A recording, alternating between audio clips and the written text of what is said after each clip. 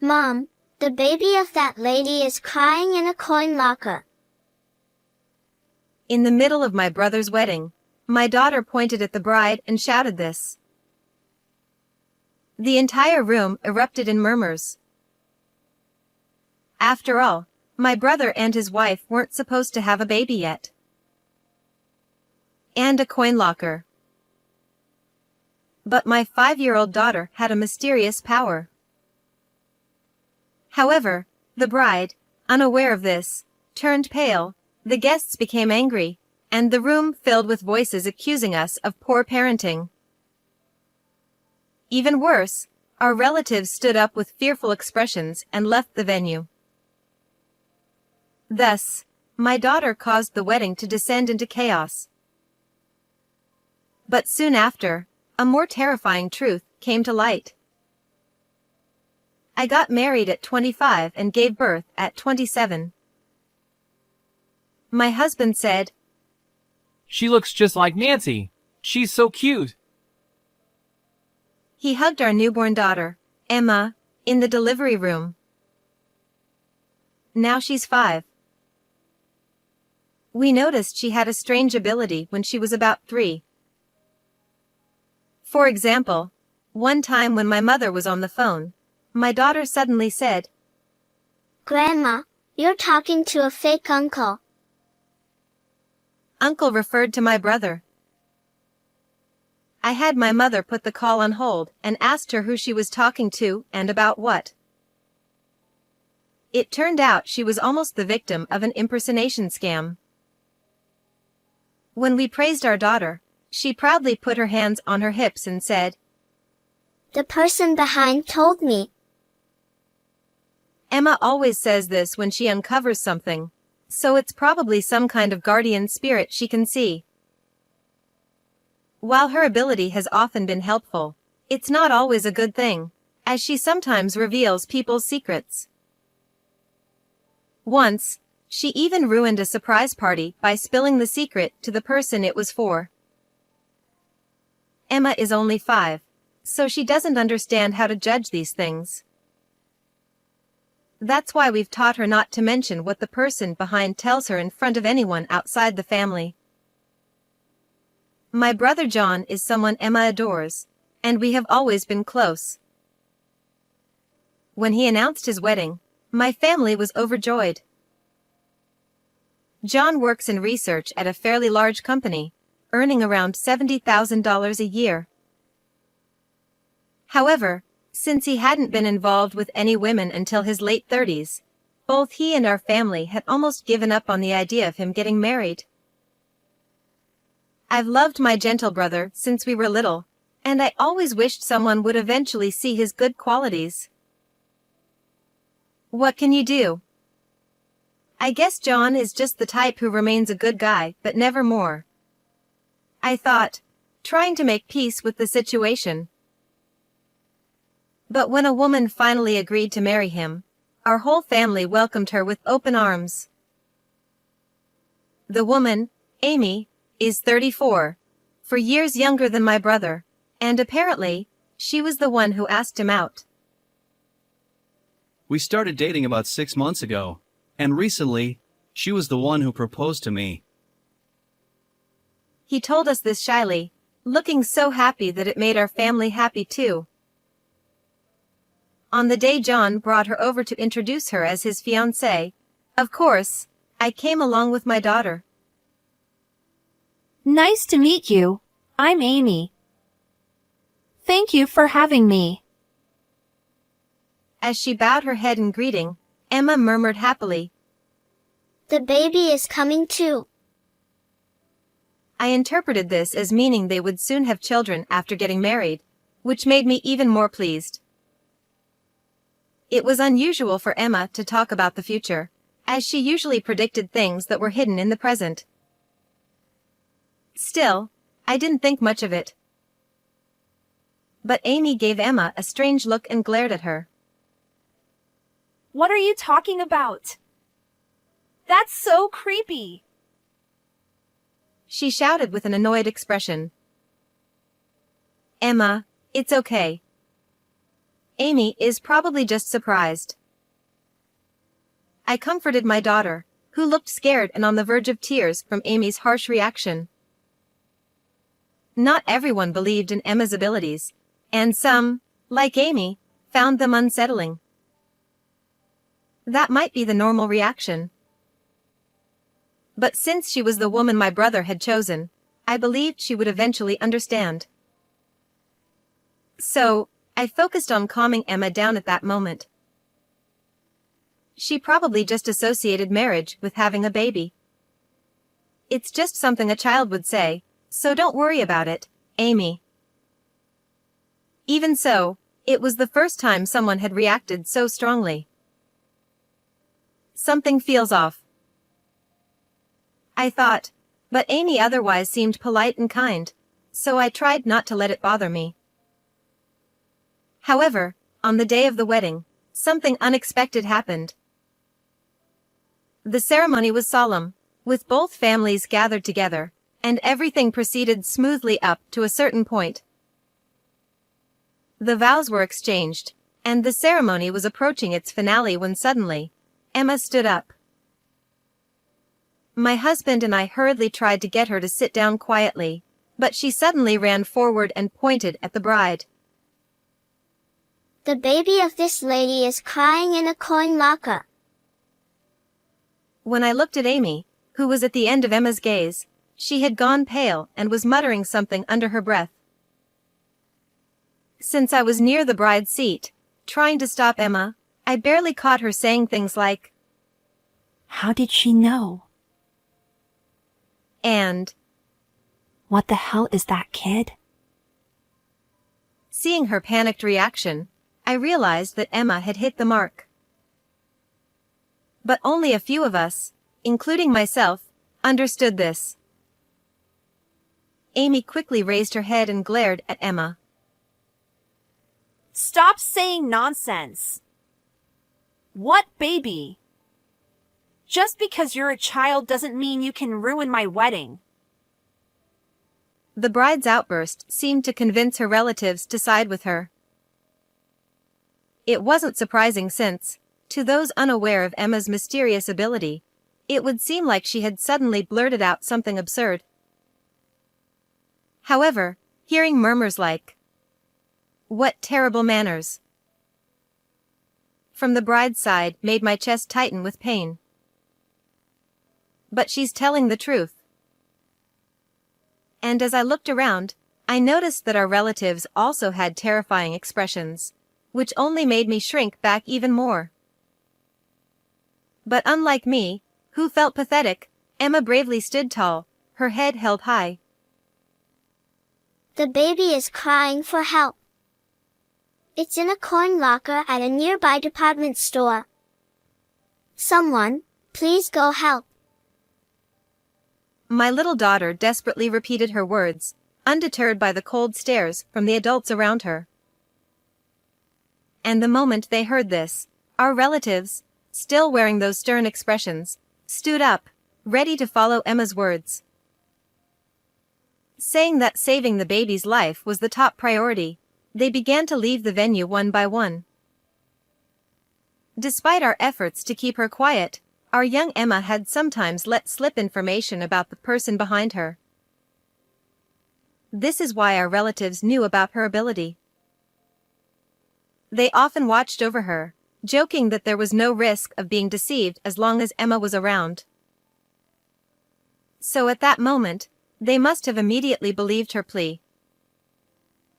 Now that I think about it, when they had those terrifying expressions, they seemed to be glaring at the bride. My husband, saying he would go with them, left Emma in my care and followed our relatives out. Less than an hour later, I received a call from my husband and was able to hear about the situation. It seems that thanks to Emma's words and the collective effort of our relatives, the baby was found. However, it couldn't be said that the baby was safe. There was a lot of commotion at the scene, and according to my husband, the baby looked as though it had just been born. The baby appeared limp, and it was immediately clear that its condition was critical, so they quickly called an ambulance. Why would Amy do something like this? No matter what the circumstances, this is unforgivable. As anger welled up inside me, I asked my husband to get help from the people around him for a few specific tasks. I also made a call to a certain place. After taking care of everything I needed to do, I left Emma with my mother, who was with me, and headed to the waiting room where my brother and Amy were. My brother was in the waiting room, trying to get an explanation from her. However, since there was no solid evidence yet, I didn't expect Amy to easily admit to anything. My brother likely wanted to believe in his fiancée, so he probably wasn't able to push her too hard and was just trying to keep her there. That's why I knew I had to go to them after hearing what my husband had told me. When I entered the waiting room, Amy was completely frustrated. Not only had the ceremony been interrupted, but in the chaos, the scheduled time for the wedding had passed, and it could no longer be resumed. Amy snapped. There's a set time we can use the chapel. You know that, right? That time has already passed. Why would John's relatives take a kid's words so seriously? To her, it must have felt like her special day had been utterly ruined. Not only that, but the start of the reception had also been delayed, and all the guests, except for our relatives, were kept waiting. Amy continued. That brat is totally unacceptable. She keeps saying creepy things. What is she? Some kind of curse? I swear, I want to dump her in a mountain. Emma was a beloved niece to my brother, who was doing his best to calm Amy down. However, when she spoke about his niece like that, he couldn't help but frown. John, you should call off the wedding, I told my brother, trying to keep the fury boiling inside me from showing in my voice. I said it as calmly as I could. Amy turned her bloodshot eyes toward me, glaring, but John remained composed as if he'd anticipated my suggestion. He sighed quietly. So what Emma said was right after all. I was hoping she'd be wrong this time. Though he only managed a slight, bitter smile, I could tell his heart was sinking in sadness. Amy then rounded on me, her face twisted in rage. What the hell do you think you're doing? Accusing me without any proof, ruining the wedding, and now you want to call it off. She was furious, and she advanced on me like a demon, not even noticing the look of disappointment on John's face. Amy shouted, If that brat isn't going to be held accountable, then you should be. Pay up for damages, or better yet, I'll sue you for defamation and make you pay a hefty settlement. Amy's loud voice echoed through the room, and I had to resist the urge to cover my ears. So you said there's no proof, huh? But Emma was right, wasn't she? A baby was actually found. Do you understand what that means? Amy scoffed. And so what? Some random kid was found somewhere. What does that have to do with me? It has everything to do with you. A DNA test will easily reveal who the mother is, and when it does, it'll be undeniable proof that you have a secret child. There's no way out of this. As soon as I said that, it occurred to me that there was a small possibility that the baby might not be her secret child.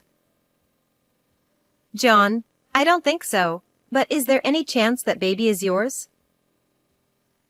I asked just to be sure, although it seemed impossible since they'd only been dating for 6 months. John replied firmly, Absolutely not. The timing doesn't match up. His unwavering response caused Amy to scowl in frustration. If John had acted like a normal man and made a move, we could have raised the child as our own. But now, it's all ruined because you're so slow. Her absurd attempt to shift the blame made me sigh deeply in exasperation. So, who is the father? Amy hesitated before replying. It's a child from a previous boyfriend, but I don't know which one. Her answer left both my brother and me speechless. That meant there were multiple possible fathers, which was shocking. How many people had she been seeing at once? Having a child with an unknown father was entirely her own reckless doing, and trying to blame John was utterly misplaced. If I'd known she was this kind of woman, I would never have considered marriage. No, I should be thankful I found out before the wedding ended. The marriage hasn't been registered yet. I'm going to call it off. John heaved a deep sigh before making his decision, and Amy looked at him like she was the victim. Amy then whined, I specifically chose the guy with the most money. What about my future plans? How are you going to fix this? During the formal meeting, she had declared how much she loved John more than anyone else. But hearing her lament now made it clear that was a complete lie. She was only trying to marry him for his high salary. Amy continued to rant. Getting pregnant ruined everything. I finally caught an elite, and now to find out I'm carrying someone else's baby? This is just bad luck. According to the story she confessed to, playing the role of the tragic heroine, Amy realized she was pregnant quite late. It was a combination of factors. She had irregular periods, experienced very mild morning sickness, and her belly didn't show much. All of these things contributed to her delayed awareness. Amy had tried to pretend the pregnancy didn't exist, but by the time she visited an obstetrician, she had already passed 22 weeks, which was too late for that option. So, she decided to hide the pregnancy from everyone, including my brother, give birth in secret, and then abandon the baby. Since her belly didn't show much, she took advantage of that by wearing loose-fitting clothes to hide her figure. She also blamed her limited physical movement on general health issues. No one suspected that she was pregnant, so they didn't question her behavior. Amy complained, John's desire to have the wedding around this time was just bad luck for me. But if I objected without a reason, it would have seemed suspicious.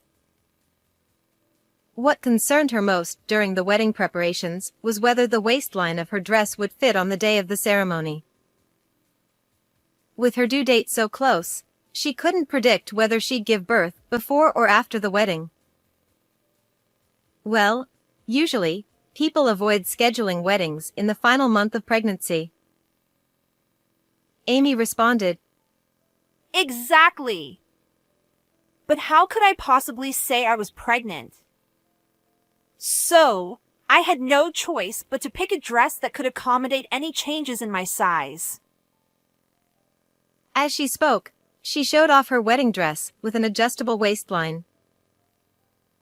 My husband added, So, the story about gaining weight but planning to diet because your size might change was a lie too.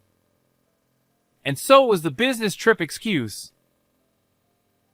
According to my brother, Amy claimed she had an urgent overseas business trip from the previous week until the morning of the wedding, which is why they hadn't seen each other. But she was probably in the hospital for the birth, not abroad. Amy said, I was so nervous that the baby might be born right in the middle of the ceremony. Her priorities were completely misplaced as she casually mentioned that the baby was born just a week before the wedding and that she had been discharged from the hospital only the day before.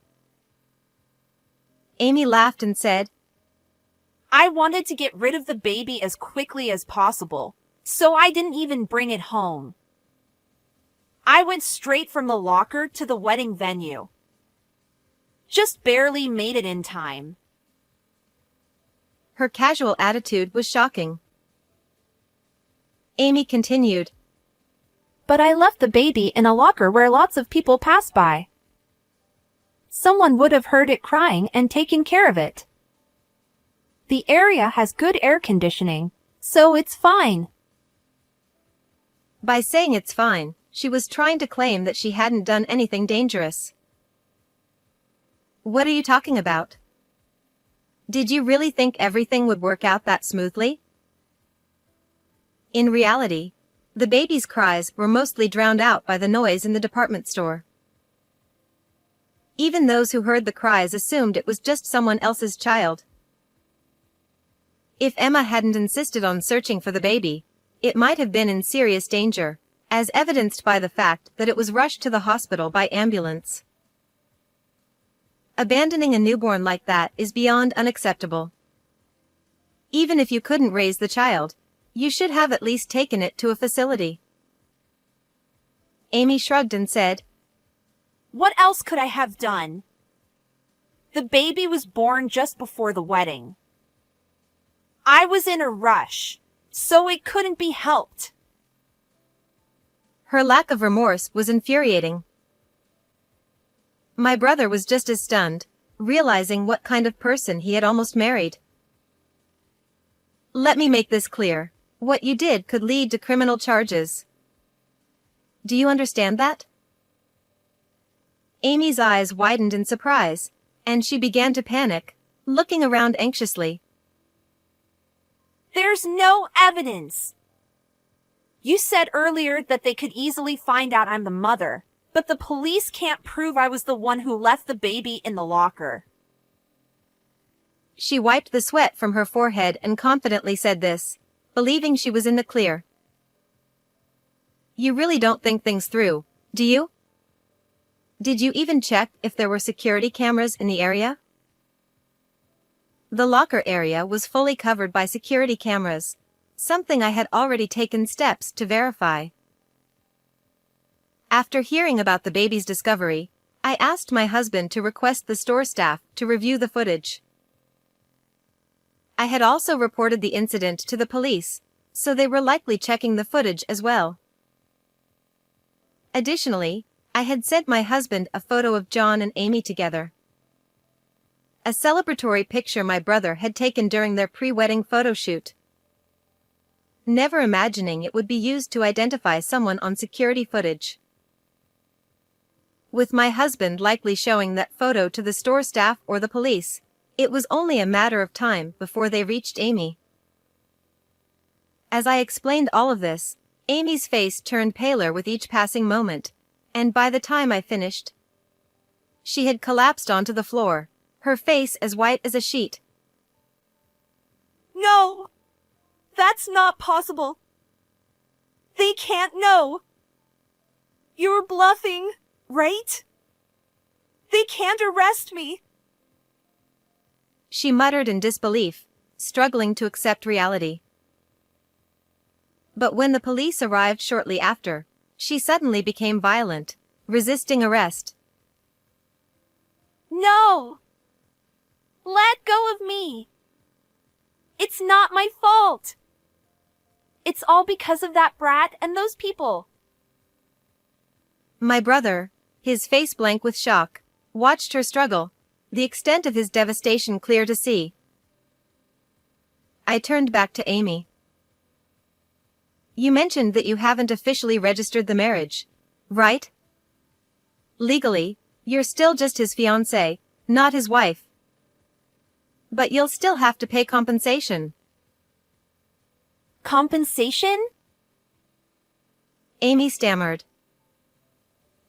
My brother will decide the amount, but will definitely recover the costs of the wedding and the reception. This marriage you were so keen on has turned into a huge loss for you, but we won't go easy on you. Upon hearing this, Amy's face fell into despair, and she finally gave up resisting as she was taken away. After that, of course, the wedding reception was cancelled, and all the monetary gifts were returned. The expenses incurred were, as declared, billed to Amy in the form of compensation. However, since she was behind bars and unable to pay immediately, her parents had to cover the costs. The amount exceeded $40,000, but her parents insisted that she would repay every cent once she was released. Even though they were her parents, it was clear they would be strict in making her pay it back, especially since Amy's father, who had always seemed mild-mannered, was so furious that it was intimidating to witness. Fortunately, the baby survived and, after being safely discharged from the hospital, was taken in by Amy's parents. It seems the child is now growing up healthy and strong. As for my brother, he was down for a while after everything that happened, but recently he's found someone new, and they seem to have a great relationship. My daughter said, The person behind Uncle says they're a perfect match. When he introduced the new woman to Emma, my daughter happily shared this with us. His new fiancée has embraced Emma's unique abilities, and both my brother and I, as well as Emma, are filled with excitement and hope for the future. How did you enjoy this story? Please don't forget to subscribe to the channel. I'll see you in the next video.